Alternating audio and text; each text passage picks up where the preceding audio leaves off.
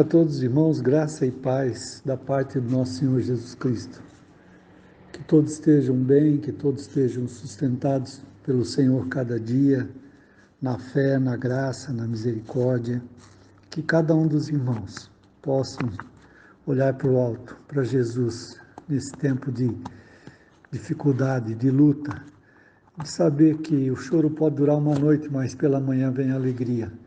Nós temos clamado pelos nossos irmãos que passaram por luto, que estão vivendo luto, e que o Senhor esteja consolando corações, aqueles que se acham enfermos, que Deus esteja cuidando, esteja restaurando, e que nós possamos estar intercedendo uns pelos outros. Que Deus abençoe a cada família dos irmãos que fazem parte dessa classe, a cada família dos irmãos que faz parte da igreja, e que realmente possam ser sustentados pela graça e misericórdia de Deus. Eu estou passando hoje a nossa lição de número 5, que fala que um Deus é santo. Deus é santo. Santo, santo é o Senhor. Baseado em Levítico capítulo 11, Salmos 77, 78, que nos traz as questões de como Deus é santo e como Ele age na sua santidade e como nós, que vivemos esse tempo hoje, precisamos estar olhando para a palavra de Deus, para as coisas que aconteceram no passado, para nos focarmos no hoje, naquilo que Deus requer de cada um de nós. O salmista, ele traz Asaf, aí nesse Salmo 77, 78, as questões vivenciadas diante de Deus e faz depois um retrospecto da caminhada de Israel, desde a libertação no Egito até Davi. E nós temos que estar atentos às informações que estão contidas aí. Assim também como em Levítico, capítulo 11, que mostra ali a santidade de Deus está envolvida também de um procedimento correto, e Deus traz ali ao povo a orientação do que devia ser comido ou não, em respeito aos animais, às aves, e que algumas coisas eram puras e santas e outras eram impuras e que deviam ser evitadas. Então a santidade de Deus se relaciona em todos esses aspectos da nossa vida pessoal, interior, da nossa vida do dia a dia, e que nós temos que estar considerando diante de Deus. E muitas vezes nós vemos que não é fácil, o mundo nos leva a uma situação de se distanciar de Deus, onde tudo é correto, onde tudo é válido, onde cada um faz aquilo que acha por bem aos seus próprios olhos. Mas nós hoje vamos falar um pouquinho sobre essa questão de um Deus santo, um Deus que nos acolhe, um Deus que nos sustenta, um Deus que nos ama acima de tudo. E a santidade de Deus é a condição do relacionamento com Ele. Se nós não reconhecemos a santidade de Deus na nossa vida, nós não podemos ter um relacionamento com o nosso Deus. O texto bíblico ele nos revela por que Israel deveria buscar a santidade como estilo de vida. O Senhor era o Deus deles, conforme o verso 44 de Levítico, porque eu sou o Senhor vosso Deus. O Deus de Israel é completamente diferente dos demais deuses dos povos. Uma das suas características é seu caráter santo. E a santidade de Deus é tão plena e perfeita que até os céus não são santos aos seus olhos, conforme João 15:15. Outra verdade é que a santidade é um processo que deve ser buscado continuamente. Santificai-vos e sede santos. Enquanto a salvação é um ato, a santificação é um processo que todo salvo busca de maneira intencional e consciente. A santidade como estilo de vida deve ser mais nítida expressão dos que vivem na presença de Deus. Por isso, diante das adversidades, diante das lutas que nos abalam, que nos tocam, porque nós estamos sujeitos a todas as intempéries desse mundo, não nos esqueçamos da santidade de Deus. O clamor do salmista de Asaf, ele é angustiante. Minha alma se recusa a ser consolada, no verso 2 do Salmo 77. Sua alma está inquieta demais para experimentar paz. E às vezes nós entramos também nessa convulsão. de ter uma alma inquieta, de não encontrarmos paz, mesmo diante de Deus.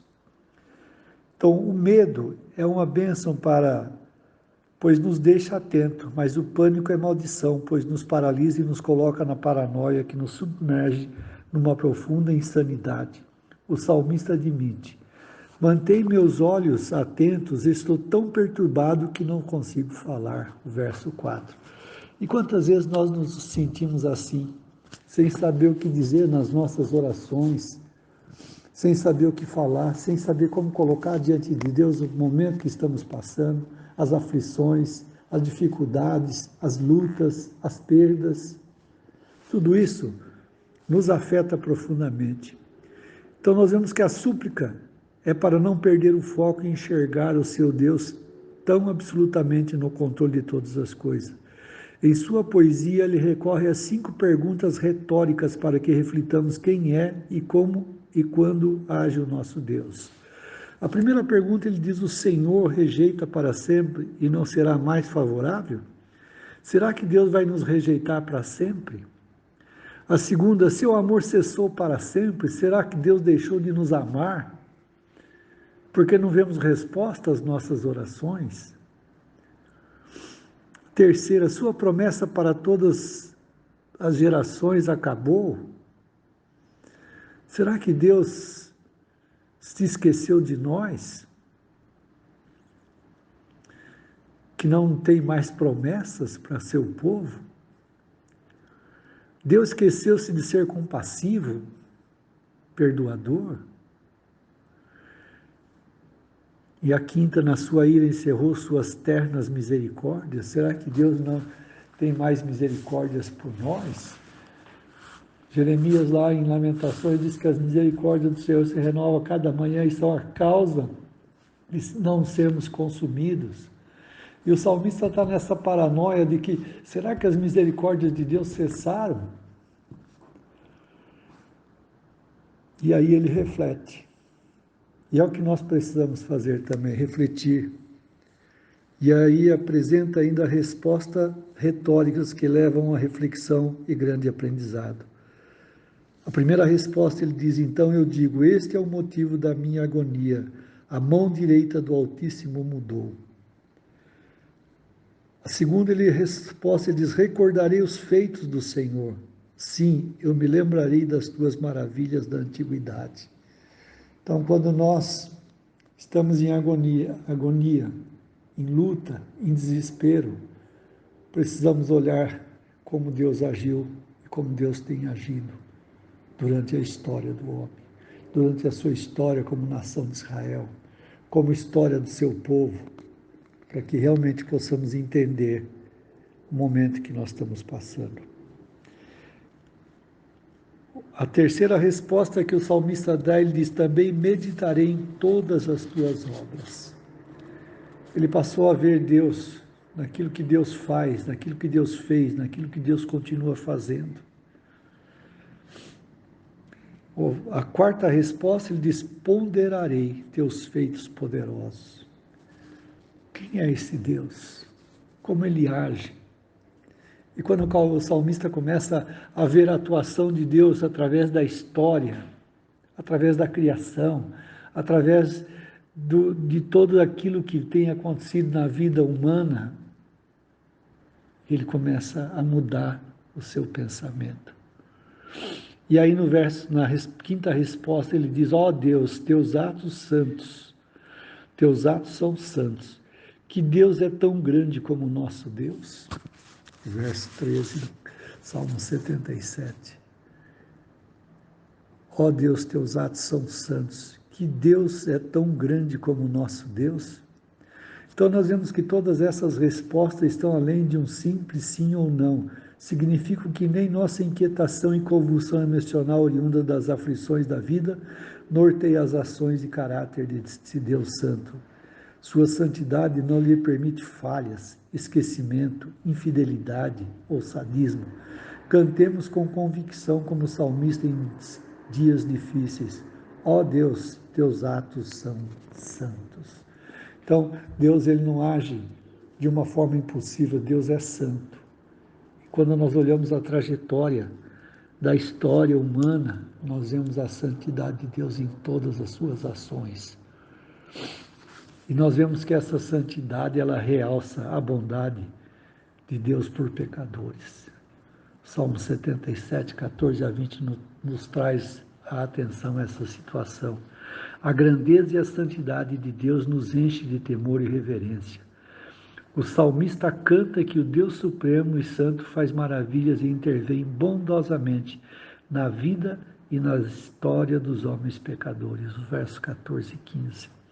Então nós vemos como Deus age diante da sua santidade, diante do seu poder, diante da sua graça. E ele traz a questão, o salmista Asaf, de uma forma poderosa, né? Que a santidade é uma herança a ser deixada aos nossos filhos. Eu acho um privilégio quando muitos de nós tiveram o privilégio de ter os seus filhos desde pequeno na igreja, ter uma família abençoada, que se preocupava em estar trazendo ao coração dos filhos a palavra de Deus. Outras não tiveram esse privilégio. Outros não tiveram esse privilégio. Então, o salmista ele convoca: meu povo, escutai meu ensino, inclinai os ouvidos às palavras da minha boca, abrirei minha boca em parábolas, proferei enigmas da antiguidade. 78, verso 1 e 2. E aí ele passa a descrever uma série de situações até o verso 11. Asaf desejava que as gerações futuras confiassem em Deus, aprendendo com o passado a obedecer a palavra de Deus. O verso 8. E a única maneira de ensinarmos nossos filhos a bênção da santidade é nos submetendo por completo ao senhorio de Cristo. Santidade não se ensina com palavras, frases de efeito ou compêndio de teologia, mas como uma vida santa. No versículo 7, o salmista revela por que temos que ensinar nossos filhos sobre ser santo. E ele traz aqui 3 situações ou questões nesse verso 7 que nós precisamos meditar. Primeiro, a fim de que pusesse sua confiança em Deus. Hoje nós vemos um mundo em que a confiança é fundamentada em pessoas, em situações, em circunstâncias, mas não é em você mesmo ou numa força interior, mas no Senhor que fez os céus e a terra. Essa é a nossa força. Por isso que Paulo podia dizer lá na frente, né? Posso todas as coisas naquele que me fortalece. Não na minha força, não no meu poder, não no meu conhecimento, não naquilo que eu sou, mas naquele que me fortalece, o Deus Todo-Poderoso. Um outro aspecto que esse versículo 7 traz para nós do Salmo 78 é que não se esquecêssemos de suas obras. Ser grato é ser feliz, pois temos mais a agradecer que pedir. Se lembrarmos das maravilhas do Senhor, a eternidade é pouco para agradecermos. Quando nós olhamos à nossa volta, as maravilhas da criação, tudo aquilo que nós já passamos no nosso processo de vida, nós só temos a agradecer, cada dia, por estarmos aqui. E a terceira questão trazida nesse verso 7, guardassem os seus mandamentos. Esse guardar na Bíblia não é esconder, proteger, mas é praticar na íntegra e obedecer. Esse é o caminho de santidade, praticar a palavra de Deus.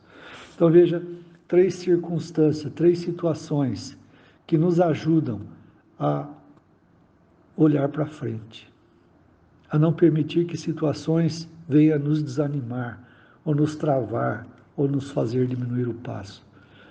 Por confiança em Deus, não esquecer das suas obras e guardar os seus mandamentos. Por quê? Porque a vida de santidade combate a amnésia espiritual, segundo o capítulo, verso 12 a 37 do Salmo 78. Os fatos ocorridos em nossa vida são pedagógicos, tornam-se referenciais. O salmista traz à memória as maravilhas do Senhor pelo seu povo. Saber reconhecer os grandes feitos do Senhor é fundamental para nos enveredarmos por caminhos errados. O verso 12 do Salmo 78 diz: Ele fez maravilhas à vista dos seus pais. A santidade de Deus é conhecida por suas ações. Neste salmo aprendemos 5 frutos produzidos na santificação. Primeiro, gratidão. Assim como Israel, nós não podemos esquecer quem de maneira extraordinária nos resgatou, guia, alimenta e quem do nada fez todas as coisas. Gratidão a Deus por tudo aquilo que nós vivenciamos. Ainda que passemos lutas, dificuldades, desafios, temos que ser gratos a Deus. Segundo, fé, que significa confiança. Trazer à memória os maravilhosos feitos do Senhor enche-nos de fé e confiança. A expressão, porque não creram em Deus nem confiaram na sua salvação. A amnésia espiritual suscita a ira de Deus. Existem consequências terríveis para aqueles que não conseguem enxergar na sua história as maravilhas do Senhor. Asaf traz a atenção da nação, toda a trajetória, desde a saída do Egito, os 40 anos no deserto, até o reinado de Davi, e assim mesmo as pessoas se tornaram céticas. Muitos presenciaram a ação de Deus e não confiaram no Senhor, foram egoístas, foram reclamões e pagaram o preço alto por tudo isso. Um outro aspecto desse fruto, um outro fruto disso é a esperança. Os versos 23 a 30, o salmista usa a expressão contudo. A misericórdia e graça do Senhor salvam Israel. O Senhor abriu as portas dos céus, fez chover maná, enviou comida com fartura, soprou o vento, fez cair carne ao lado da tenda deles. Precisamos trazer à memória aquilo que nos traz esperança. Sua graça e misericórdia são a fonte da nossa esperança. Cada dia, mesmo diante das adversidades, esperança de que Deus está no controle. E a restauração. Então nós vemos aqui 5 frutos produzidos na santificação: gratidão, fé, esperança, restauração. Nossos descaminhos nos levam a muitas aflições. Nessa situação, o arrependimento não é uma mera opção, mas é uma questão de sobrevivência. Os versos 34 e 35. Arrependimento nos restaura, nos deixa novos diante de Deus. Porque em Cristo Jesus nós somos perdoados dos nossos pecados. E sabedoria. Não podemos olhar para o passado e não aprender com ele. Alguém já disse: uma pessoa inteligente aprende com seus erros, uma pessoa sábia aprende com os erros dos outros. O salmista descreve com lucidez os erros que Israel cometeu: ingratidão, idolatria, petulância, apostasia. Aprender com os erros dos outros nos faz sábio. Ele traz à memória as questões que não agradam a Deus e como nós precisamos evitar isso na nossa trajetória. Por quê? Porque os desígnios de Deus são santos. Salmo 78, versos 67 ao 72. Santo é o nosso Deus. Os planos de Deus não são tempestivos, ocasionais ou fruto de uma situação ou circunstância. Eles são elaborados numa mente onipotente, onipresente e onisciente. O desfecho desse belo salmo nos enche de alegria, pois ele não decidiu tratar-nos como realmente merecíamos. Diz o salmista: ele os apacentou segundo a integridade do seu coração e os guiou com mãos hábeis. Segundo a integridade do coração de Deus, não o nosso coração. Somos falhos, imperfeitos, mas Deus agiu com a integridade do seu coração, por amor a nós, pecadores, vacilões diante de Deus. Os santos desígnios de Deus incluíam tratar-nos com graça e misericórdia.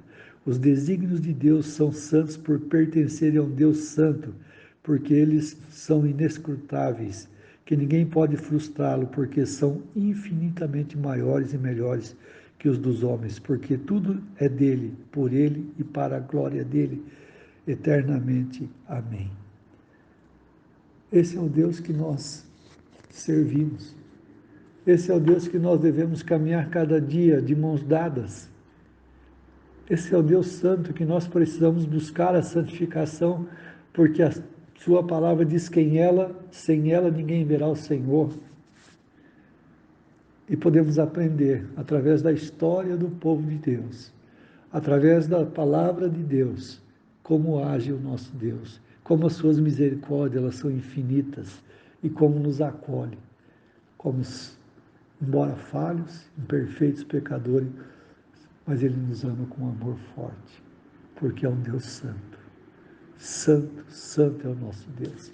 E Levítico capítulo 11, versos 44 e 45, ele fala sobre esse Deus santo. Santo em todos os seus caminhos. Que a graça e a misericórdia de Deus acolha cada um dos nossos irmãos. Que servir a um Deus santo deve ser a maior prêmio que nós podemos ter no nosso viver com Cristo. Ainda que, com certeza, precisamos tirar arestas cada dia do nosso viver, mas sabendo que a santificação é um processo que vale a pena, porque nos dá a eternidade como graça de Deus. Que o Senhor derrame sobre cada um dos irmãos, cada família, a sua misericórdia, sustentando, fortalecendo na fé, no amor, na dependência de cada dia, e que aqueles que estão passando por lutas de uma forma mais taxativa, como luto, como enfermidades, sejam cuidados pelo Senhor, o Deus de toda consolação.